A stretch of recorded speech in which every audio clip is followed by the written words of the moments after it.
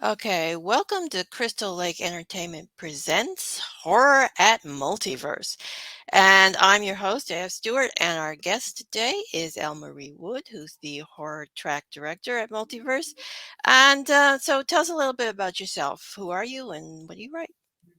I'm a psychological horror author. I've been the horror track director since the multiverse's inception, so that's pretty cool. I am also, I say I'm an academic. It's true, but it's kind of like a odd title for me. I think an essayist, poet, a novelist, clearly a screenwriter, um, lots of stuff. Professor. I have a lot of hats.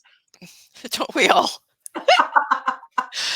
Okay, so what is Multiverse and what does it have to offer? Why is it a unique type of con? It's the con that I think every con strives to be. So multiverse is a convention, it's a genre convention, but it's multiple genres. So you do have a robust horror track, robust fantasy track, robust science fiction, not just, oh, we touch upon them and we may have one or two panels and then maybe have some folks in the art dealer's room and things like that. We really have tracks that are dedicated to the discussion of each of those genres. We also have a writing track, which is awesome. So you want to learn, the actual mechanics of how to do this thing, you can go to that track. And then we have an academic track where you'll hear presentations from people working in the field and, horror scholars across the world. We get submissions from everywhere. So it's the it's the it's the it's the genre piece you're looking for. We do have cosplay, so you still have that part. You have the fan bit, you have the writer bit, so you can wear any hat you want to wear here. We have a really interesting track called Gather, where people literally get together and play video games, or we have a video game track as well, a gaming track.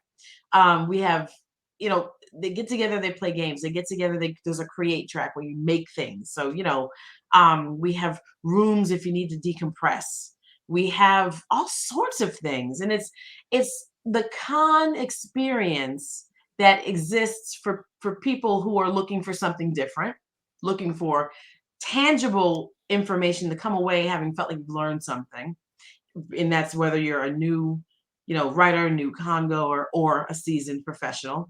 And it's that well-rounded environment where you can feel that you found your home. So it's a really unique experience. And coming from someone who doesn't or didn't prior to getting involved in this, didn't go to the same con every year, I can find that, so I've had the chance to sample several. I find that this one really, checks all the boxes in terms of that inclusivity we're all looking for when we go to something like this for that experience. Okay, so for the newcomer to multiverse, whether they're a fan or an author, what can they expect in terms of atmosphere and vendors and things like that? It sounds like it's a very cozy sort of a atmosphere.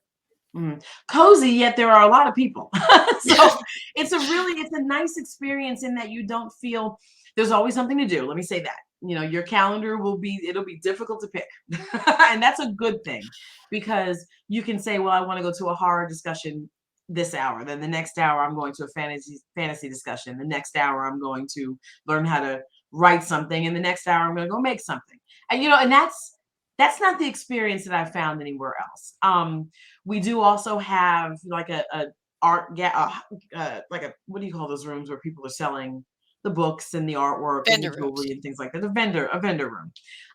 But we have, we've got contests within that room where you can participate. We have a gaming area that people can stay in the whole time if they want, or come out. We have meetups where you meet people that you are like-minded. So I participated in a screenwriter meetup last con, and you just have several different. Then there's night activities where the games it's the after hours set, and that I don't mean that to scare anyone, but it's the topics we're not going to discuss with the 13 and under folks. Really, I'd say the 18 and under hard track goes a little, we have a little fun, but 18 and under folks, I don't think that we would have a discussion that is, we do a monster mash, and that's one of our best like panels for nighttime programming in the horror track, and we talk about combinations of how one monster would beat another monster, but those descriptions are coming from authors, so you never know what someone's going to say. So we make sure we have it after hours. You know what I mean? So the environment can be as busy as you want it to be, or as loose as you want it to be. You don't. We have a restaurant on site in the hotel, but we also have a con suite where there's food. So we are attempting to make sure that this is an environment that suits whatever needs you have. If you want your morning to be light and your evening, your afternoon, evening to be packed, you can do that, and you'll find things to do from several different genres. I mean, you don't. It's kind of amazing taking in the amount of programming that we have. Okay, so what can people expect from the horror track specifically in terms of panels? Like what panels have you had previously? What panels do you carry over from year to year? Well, there's only one that we carry every single two that we carry every single year. The one of which is that monster mash thing that I just talked about. We do that every single year. It is an utter blast, and we have just such a good time. Standing room only, always. Um, the other one is a panel called Girls Rule, and it's about women writing female characters that are empowered. And we talk about why it's important, how we do that, different things that impact us as women as writers, and how we can craft female characters that are reflective of society, but challenge some of the norms that have existed in literature before. So really, really fun, really well received, and we do it every year. But we've had other panels. I mean, I pack the programming to the gills if I can, and we've done like horror and religion, um, how to write a horror screenplay, which is a little different than other screenplays, and how to write short stories versus not long fiction from a horror perspective. What's coming up in the genre, different modalities for publishing horror, and in each of these panels, though, we get the expertise from people like publishers and agents and editors who have their finger on the pulse of what's going on. So when we're talking about what's next in horror, you're hearing it from people who are accepting work to be published. So we're better to get the information from. We talk about different antagonists that span not only the U.S. culture and history, but also outside of the U.S., so that we can recognize that sure, you can stretch your legs a little bit and write something that's outside of the confines of just our country, and use some of that with your writing. And we just like to explore. We like to think about things that are curious to us in the horror track and talk about it. So lots of stuff, we've got paneling that is kind of amazing this year. So I'm excited. Okay, so you mentioned the future of horror writing and women authors. So do you find that you're seeing more female authors coming out of the indie publishing or small presses lately, uh, or is it kind of even with the more traditional houses? I think that women are coming from everywhere, but I would say that indie is really making a stand, and it's beautiful to see. I think that the whole nature of indie publishing it's built off the self-publishing wave that was happening in the late 90s and early 2000s, right? Where we wanted to try, and we as authors wanted to take control of what we're putting out there and write what we want to write and have it available to the world. Indie comes about as an answer to that, to take some of that, because as a self-published author, anyone who's done that knows that there's a considerable amount of work. It's not just the writing. There's a business side that is so complex, and indie publishing came about to and mitigates a lot of that. I mean, the marketing. I mean, at this stage, everyone markets themselves in terms of getting your work out there, traditional published authors included. But the requirement for handling the books, handling the all the stuff, the numbers and the relationships that have to be built, that indie publishers are taking that on, and but they're still allowing a location and a venue for authors to speak the words they want to speak, write the stories they want to write, and get what might have been considered non-traditional subgenres out into the world. So that voice still exists, and that voice is what has allowed female authors, authors of color, uh, everyone to be able to express themselves in a way that was not, and it's still not, was and is still not necessarily accepted in mainstream traditional publishing. So yes, I'm seeing a lot of it coming from the indie space. So, do you have any teasers for us for what's coming up this year at Multiverse's Horror Track? Good stuff. Good stuff. Seriously, there are, like I mentioned, we will do Monster Mash, we will do Girls Rule, we will I don't want to give away anything. Really good stuff. I mean, just we will talk about extreme horror because that's a popular topic these days, right? And I write psychological horror, so I'm on the other end of the spectrum. That doesn't mean I never write anything visceral and that visceral topics don't come up in my writing, but it's not the focus of a Mm. psychological horror story. So I'm watching this boom happening and I'm sitting back going, oh, that's fantastic. What's going on? Let's talk about it. So we'll do that. We'll talk about extreme horror and why it's important now, and where is this boom coming from? And who knows what the conversation will be like? I never actually know what conversation will spark when we start talking, because as the program director, I'm not the moderator. I'm not coming up with questions. I'm allowing. Let me step back just a second. From my perspective, I like for my moderators and my panelists to feel empowered to discuss the topic as as in the way that they would like to. So when the conversation goes somewhere that I didn't anticipate, I sit back and go, "How interesting. That was pretty cool." Or I say, "I was hoping they would get to this one thing. They didn't. What did I say that wasn't wording that right? Let's try it again next year." I love to see what comes. So I'm just as excited as everyone else, and I attend most of the panels myself, so I can sit and watch and engage and enjoy. So I'm just as excited as everyone who attends to see what happens. So yeah, I'm looking forward to seeing what happens with that one. But I'll tell you, we are chock full of fresh and new paneling every single day of the con. So I'm pumped. Okay, so for authors that were looking for the con experience and specifically the horror track, how would you pitch the horror track to them? What are the benefits of multiverse for an author? Oh, multiverses. Well, so multiverse, let's say this. Multiverse provides an experience that allows several things.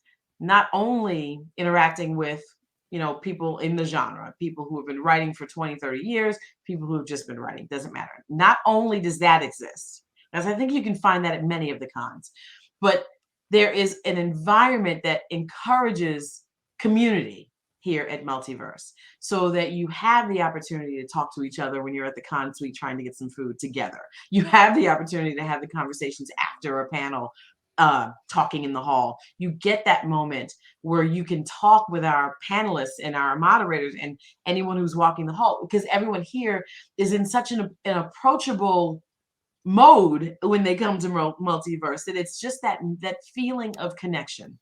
But as a writer specifically, you're learning from the people in the craft who are doing this thing. You are getting top authors, top publishers, seasoned editors, teachers. I mean, K through 12 professors. You're getting it. You've got a couple medical doctors who come and write horror fiction and speak on our panel. I mean, I'm not a medical doctor, but I mean, I have a doctorate, so I've talked with people afterwards to talk about writing from that perspective. You in our academic track is the just the most robust, really interesting track, most robust collection of horror scholarship, if you will, that's out right now. And and these people are professors and they're doctors and they're doing it actively and they're eager to talk about it. And you have the opportunity to approach them. There's no standoffishness. There's not this, it's me and you can't, that's not happening. We are a community at Multiverse.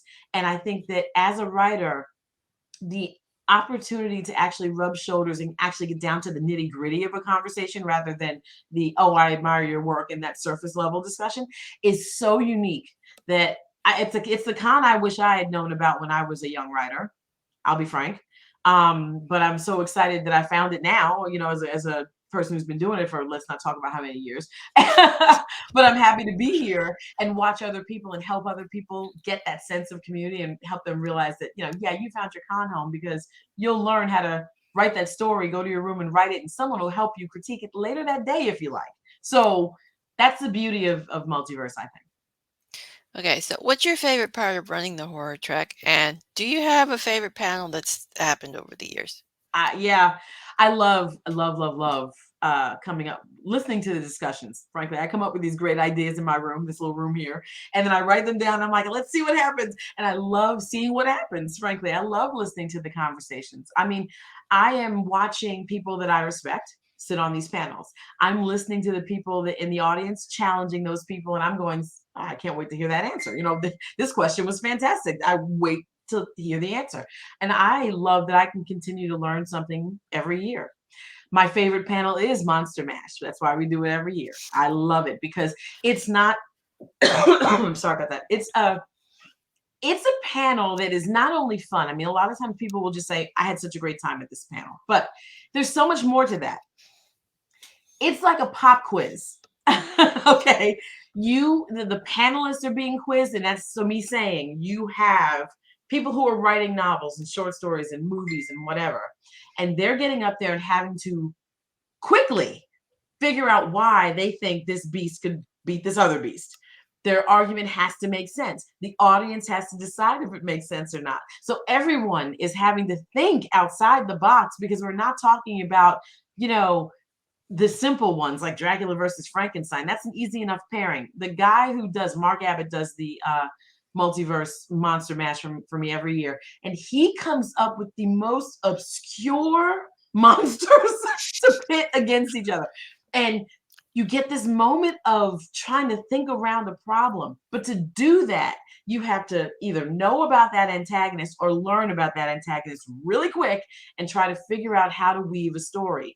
It is it is idea generation 101, and I love watching it happen with the level of enthusiasm because not only are the panelists jumping around and having a fantastic time with this, the audience is engaged in their as the panelists are just coming up with their answers, the audience is coming up with theirs, and it's just such a great sort of brainstorming moment, if you will. So I love participating in that. Okay, And I so sit in the back and listen. I'm never on the panel. so other than the horror track, what's your other favorite part of Multiverse? Well, that's hard to say. Um, I've gone into each of the other tracks and enjoyed panels in there, and that's one to leave, but realize I need to go back and handle my next hour. So I love it. I think I didn't get the chance to make anything, but people came to me with their create the things they made it in create, and I was just like, I want to get a minute to go make that because it's such a unique opportunity. I loved all the meetups. I love the even the sales alley is great because they're not just selling books. You're meeting authors. You're having a moment to interact with them. You're talking to artists and understanding how they created or got the idea to create whatever they made. You are interacting. So I don't have a favorite outside of that. I think that I have enjoyed immensely every one of the rooms that I've gone into. So I can't actually pick one. And that's saying something. Okay. So you're also president of the Speculative Fiction Academy. So I am. Yeah. Yes. how did that come about? This little room right here is really good to me. I so pardon me. I finished my MFA program and I was in the middle of the doctorate and I said, and that was great. I enjoyed that. But and I was lucky enough to find a program that actually touched upon or focused on speculative fiction in my MFA program, which is just not usual at all. So I was lucky, lucky, lucky. But at the same time, I still didn't feel like it gave me exactly what I was looking for. And the good thing is I'd been a writer for years and years and years before going to school. I only went to school so that I could teach. It wasn't an exercise in learning how to write. I had four novels or five out by that time. So it wasn't that. It was more that I needed the credential to be able to teach others. And I said, it was great, but I would have loved to have some more deep dives. So I said, well, how else do we do this? And you can't find it anywhere. So I made it. I founded the school and found some people who I fully and 100% respect and, said, hey, would you be interested in sharing your knowledge? I mean, you know what you're talking about, if you will, and you've demonstrated that. And I really would like to see, your expertise be shown to and on a broader scale. And luckily, some people agree with me, and so we SFA was born. And a lovely site it is too. Thank you. So, so tell us a little bit about what you write in your own books. Oh yeah, I'm a psychological horror author. It's just, and it's funny. I was talking with a friend of mine who gave me a whole different moniker, which I don't. I'm leaning into, but I'm not. I don't know. I've been saying psychological horror for like years, like so many years, and I'm trying this new phrasing. So it's high concept author. I like it. I like what it stands for. I'm just not sure. I guess got to invest myself into this, but what that really means ultimately is it's good old fashioned cross genre, if you will. So recently I've done some dark romance, and I've done psychological horror always lends itself to mystery and thriller and suspense. It's kind of right on the line for so many different genres. So I've always dipped a toe in many, and that new series that I'm still working on the books for has all of those elements plus the romance, and she says, yeah, this is high concept, so I'm going with it. um but I predominantly write novels. I have, I want to say 9 now. I think that's right. I'm trying to count behind me. Those are them. These are that's that. But I can't, like some of them are really thin. There's a novella in there, so I'm not able to count that. But either way, 3 novellas, 9 novels, I want to say. 3 short story collections that are out of print, but they'll be re-released in a big volume at the end of the year. And I just had this new thing come out with Falstaff at the beginning, about February. That is a novella short story collection combination. And so they're sort of companions. The people, and so the long and short of that is the people who are living and breathing in the novella, they find this short story collection, and when they read the stories, something happens. Okay, so we'll wrap it up with this question. And what do you see as the future of the horror genre? Oh, stories from all over the world that had not been told before. Stories from people of color, stories from women, stories from the LGBTQ community, stories that had been not shared, you know, not made mainstream, but they'll take storm soon, I believe. And I'd love, and it's starting to happen. But I fully expect that we'll be able to see bigger, more something more robust, bigger growth in the coming years. And that's because the voices are being amplified by small press, by indie communities, and the tide is turning. So I'm excited to be here to see that happen. Well, that sounds like a good future to me. So, thanks for being our guest. It was a pleasure chatting with you. Thank you so much for having me. Okay, and that's it for this episode of Crystal Lake Entertainment Presents. And bye for now. Thank you.